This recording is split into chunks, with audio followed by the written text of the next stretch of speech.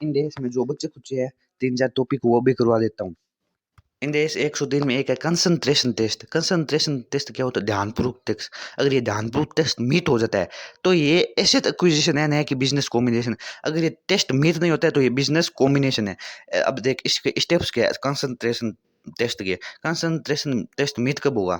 जब ये सब्सटेंशियली आ जाएगी अमाउंट। आप जो कि स्टेप 3 में आप अमाउंट निकाला। स्टेप 1 कहीं क्या है? कंसंट्रेशन टेस्ट रो जो कि ग्रोस एसेट एक्वायर किए है बिर फेयर वैल्यू मतलब कुछ कौन स्टेप 1 में कहीं पिछले अनसेल है जो को आप मतलब बिन जो स्टेप 6 में करता है बस यही बात है कहीं पिछला भी अनसे एड करता है और भी नेट एसेट लेस करता है। लेकिन नेट एसेट में देखे क्या आई एसेट में दो ही चीजें आई कहीं कहीं कैश और डीटी है और लाइबिलिटी में सारी आ जाए डीटी एल न छोड़। ठीक है, एसेट में केवल दो चीजें आई, लाइबिलिटी में सारी चीजें आ जाए के डीटी एल न छोड़, लाइबिलिटी में सारी चीजें आ जाए बट एसेट में केवल दो ही चीजें आई कैश और डीटी और नेट ले ला। ठीक है, यानी आप क्या करना स्टेप 6 में तो यही करता था कहीं पीछे लेता भी अनसे एड करता भी नेट एसेट लेस करता तो आ जाए यहाँ पर आप फेयर वैल्यू बस इन मैंने कहीं कर दिया। स्टेप 2 में कहीं हो जाए एक यहाँ के लिए ऐसे त्रिवैल्यू है जो कि सबूत ज्यादा है। ठीक है, अब स्टेप 2 डिवाइड स्टेप 1 में जो कि अमाउंट आई है बात डिवाइड कर दा। अब अगर आ नहीं सब्सटेंशियल आ गया 80-90% आ गई तो कॉन्सेंट्रेशन मीट कर दियो। ये मतलब कहीं है कॉन्सेंट्रेशन टेस्ट यानी मीट कर दियो और ऐसे तक एक्विजिशन है कि business combination. Common control transaction क्या होता है? पहले भी उसको कंट्रोल करते थे अब भी उसको कंट्रोल करते तो ये हो गया कॉमन कंट्रोल ट्रांजैक्शन। ठीक है, कॉमन कंट्रोल ट्रांजैक्शन है ना। अगर जब भी कॉमन नाम आ जाए कॉमन कंट्रोल तो इसमें क्या करना है अपने एसेट लायबिलिटी है ना कैरिंग अमाउंट यानी बुक वैल्यू पर ले लेनी है और जो रिजर्व है ना रिजर्व वो भी लेनी है बस बात खत्म।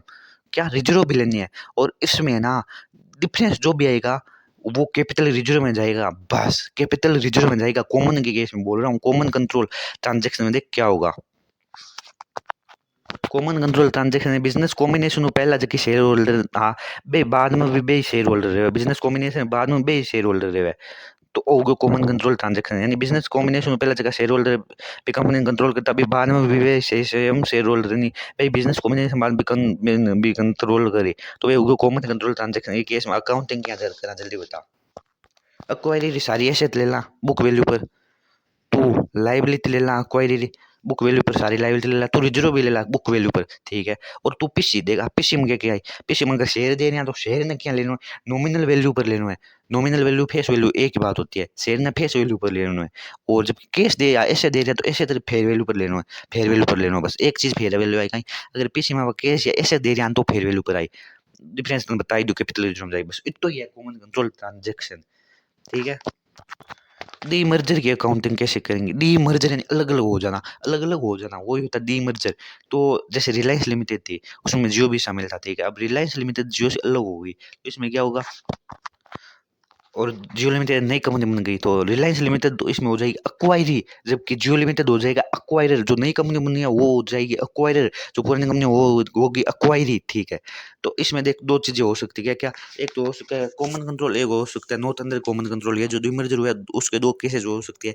एक हो सकता है कॉमन कंट्रोल डीमर्जर अंदर कॉमन कंट्रोल, एक हो सकता है डीमर्जर अंदर नॉट कॉमन कंट्रोल।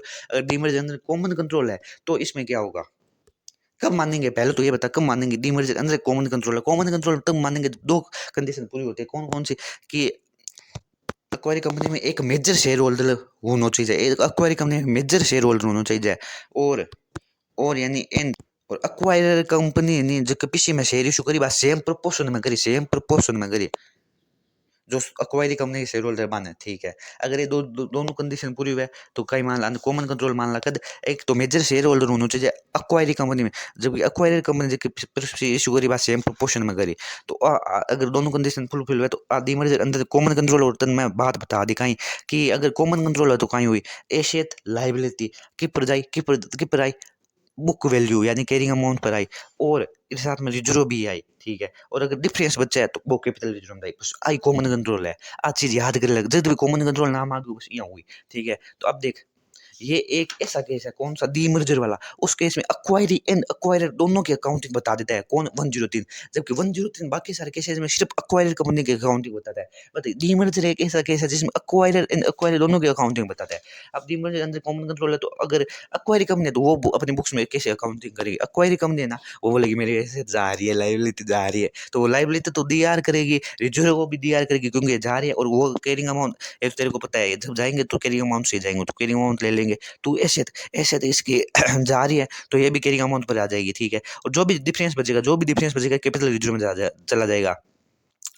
देख एक ट्रिक दे देता हूँ तेरे को कि एक्वायरी कंपनी को जो पीसी मिलेगी वो रिकॉल नहीं करनी। एक्वायरी कंपनी से पीसी मिलनी है बार रिकॉल ना करी ना, बिकॉज आप पीसी मेंबर ना मिली कंपनी को मिल रही है, यानी एक्वायरी कंपनी से पीसी मिल रही है बार रिकॉल कौन करनी, ठीक है।